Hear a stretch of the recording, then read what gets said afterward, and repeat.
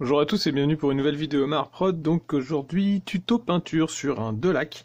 Donc l'idée ça va être de reproduire ce schéma et pour ceux qui n'ont pas suivi, il y a déjà eu de nombreuses vidéos autour des Delac parce que quand ils étaient sortis c'était un petit peu la bande que j'attendais étant donné que c'était ceux-là que je jouais à l'ancien Necromunda, donc une vieille bande et du coup j'avais hâte qu'ils sortent et donc je fais une petite série de vidéos autour d'eux, notamment une de modification avec la recréation de jambes et puis d'autres au niveau de l'aimantation et tout ça, donc c'était celle-là que j'avais aimantée, donc je vous invite à aller voir les premiers tutos que j'ai fait qui vont apparaître en lien ici si vous les avez pas déjà vus. Donc c'était le tuto 26 et 27 au niveau de la sculpture, donc j'avais fait de l'aimantation. Celui-là il a les armes qui se retirent et puis donc ça lui permet de d'avoir de multiples options qui sont toutes ici aimantées avec des petits trucs, étant donné que les armes sont très présentes dans les grappes de Necromunda. C'est beaucoup de choses, beaucoup d'options d'armes, donc du coup je voulais que ça y ait au moins une figurine qui puisse changer.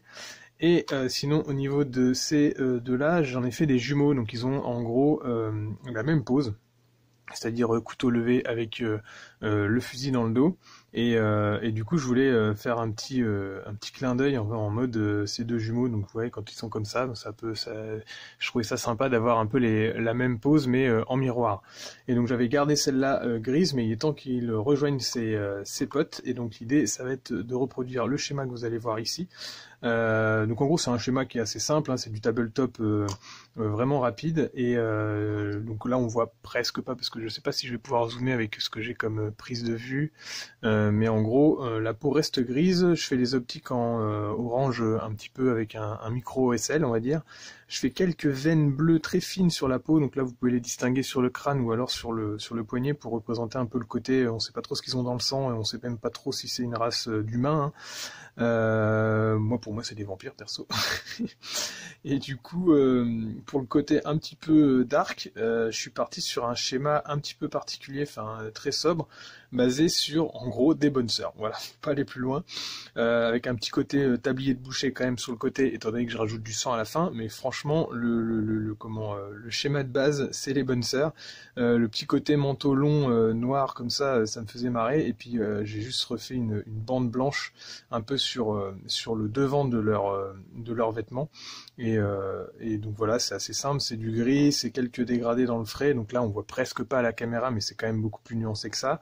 Et puis dans le blanc c'est pareil, il y a un peu des gris bleus, et le reste c'est armes classiques en ball gun, quelques effets de brillants sur les lanières ici et puis juste sur les optiques, et ensuite projection de sang sur la fin. Donc je vous accélère ça, et l'idée c'est de faire un petit tuto rapide là-dessus.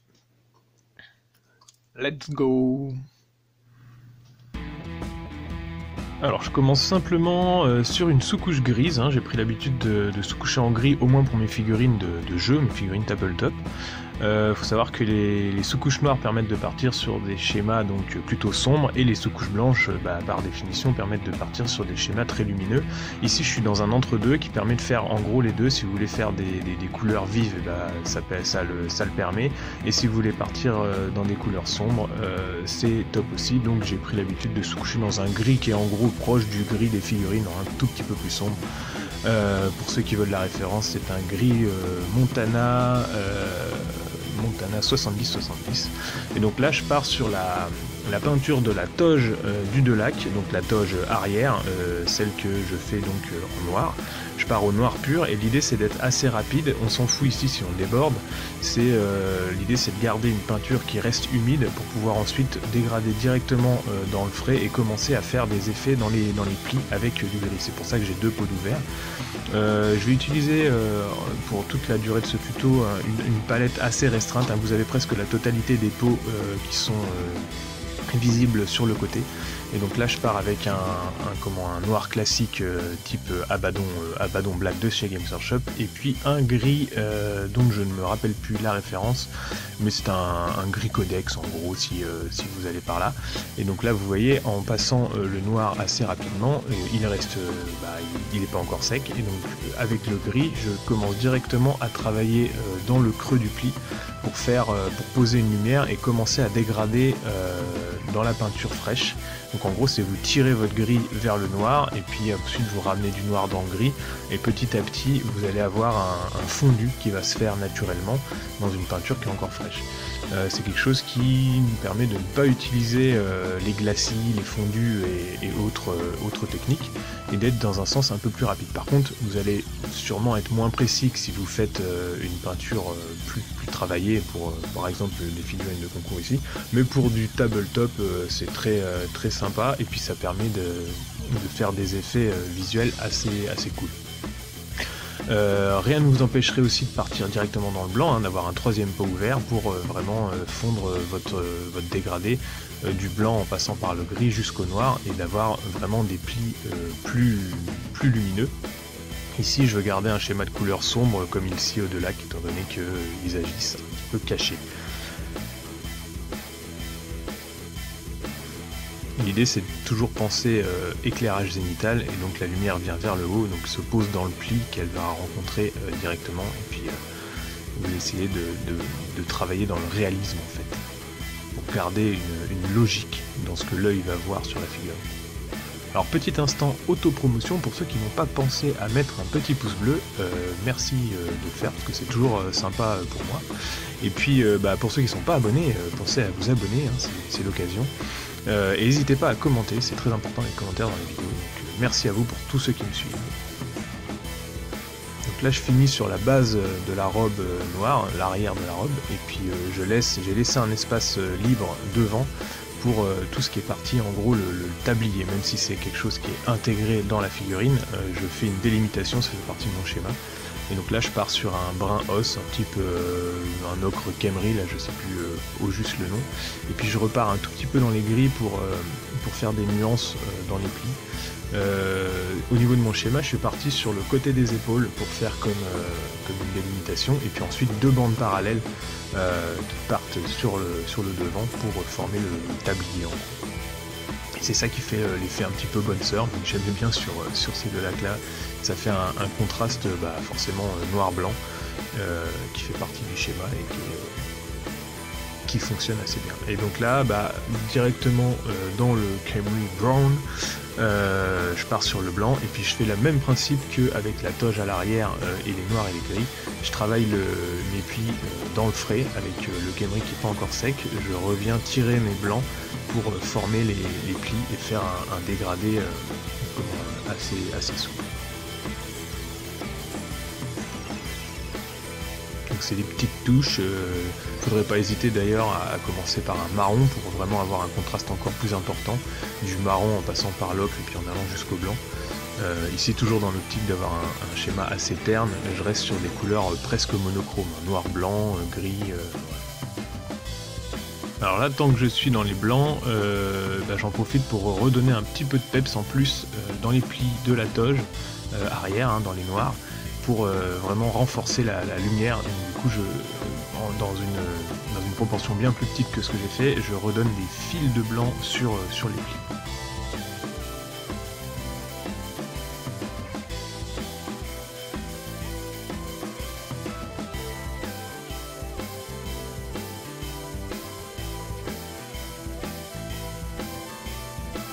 Ici je commence directement sur la peau du crâne, donc l'avantage des Delac c'est qu'il y a des zones de peau qui sont très restreintes, hein. Vous avez juste les deux mains et puis le crâne.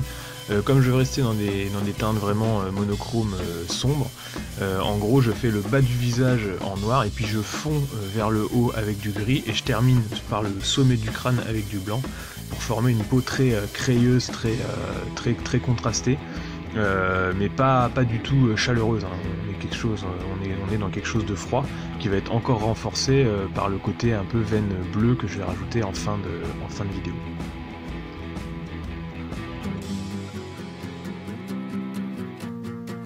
Alors la fin de la peau et on va se lancer sur les métaux, donc je pars sur l'équivalent du ball gun metal anciennement, hein, qui est aujourd'hui le Rune Leadbelcher autant pour moi. Et l'idée c'est alors vous prenez votre Leadbelcher et puis vous passez directement sur toutes les zones métalliques sans vraiment, alors l'idée c'est d'être précis, de ne pas déborder. On fait tous les détails en métallique et après vous allez rattraper éventuellement vos petites erreurs par un gros lavis bien sale de noir qui va aller dans tous les creux et qui va faire le taf. Et puis pour ce qui est éclaircissement, j'utilise le Runefang Steel, qui est donc l'équivalent du Mithril Silver d'avant, pour faire tout ce qui est lumière. Donc là je peins le fusil, et puis bien sûr le fusil à l'arrière, le fusil dans la main, le couteau, et puis vous avez aussi les petits communicateurs qui sont sur le côté du visage, et 2-3 détails sur la ceinture. Et puis moi sur les figurines j'ai rajouté une mécadendrite à l'arrière de toutes mes figurines pour un petit côté historique personnel de cette bande de Delac. Donc nous voilà sur le Runefang Steel pour tout ce qui est petits éclaircissements fins. Donc vous passez avec le tranchant, on va dire, de votre pinceau sur tout ce qui est arête, pour former les lumières sur votre figurine. Ici je repasse un tout petit peu de noir sur le corps des fusils. Le fusil qu'il a dans le dos comporte un fourreau que j'imagine en cuir, un peu dans le même cuir que leur toge en gros, que leur robe, et donc je le repasse en noir complet, presque sans éclaircissement, comme si c'était un noir un peu brillant.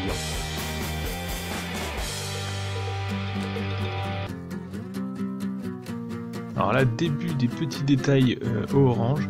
Donc j'utilise du orange, ça doit être le orange des tueurs nains là, que j'utilise directement. Donc c'est le Wild Rider Red, qui est plus un orange qu'un red d'ailleurs. Et puis j'utilise encore la même technique de dégrader dans le frais avec directement du jaune, qui me permet de créer une différence de teinte qui forme un peu la lumière des choses. Donc il y a une espèce de cellule énergétique qu'ils ont dans le dos, et puis je fais également les deux optiques dans la même technique, avec en brossant le pinceau pour faire comme une sorte d'OSL autour de l'œil.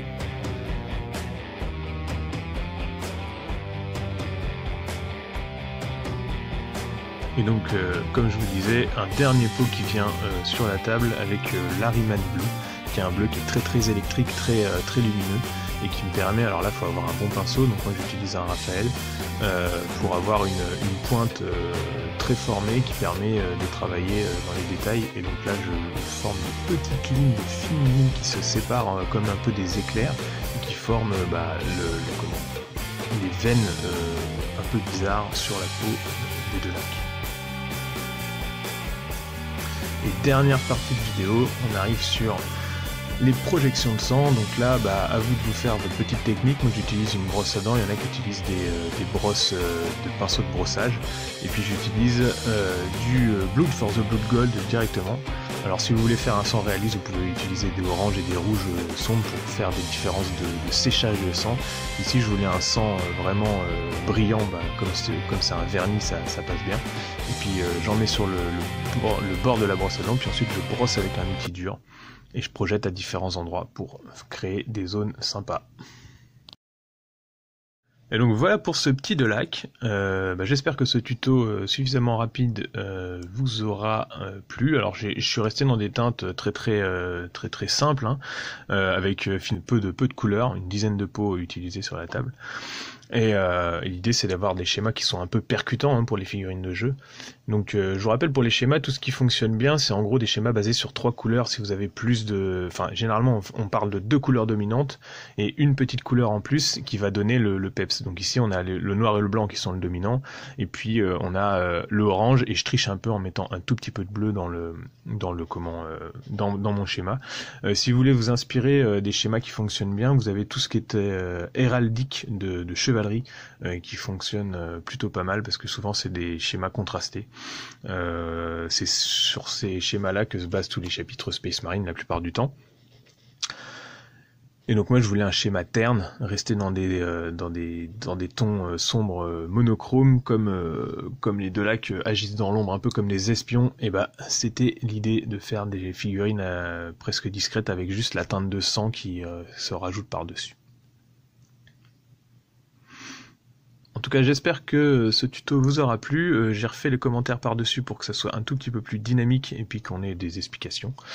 Je vous laisse avec la rotation de mes Delac en fin de vidéo. Et puis merci à tous de me suivre. N'hésitez pas à partager mon travail et à vous abonner. Et puis à bientôt pour d'autres tutos figurines, d'autres tutos sculptures.